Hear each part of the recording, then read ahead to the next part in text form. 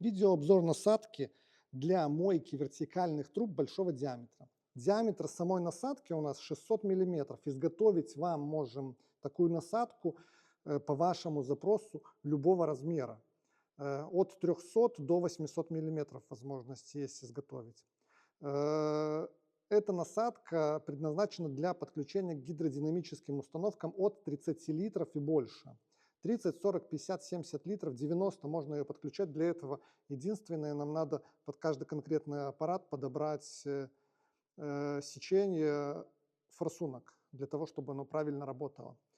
Мы подключаем ее к гидродинамическому аппарату. Размер подключения у нас 1/2, и сверху вертикальной трубы мы ее опускаем под силой тяжести. Она у нас на шланге гидродинамическим опускается. Форсунки эти вращаются с высокой скоростью и обмывают стенки нашей трубы. Вот такой вот принцип работы.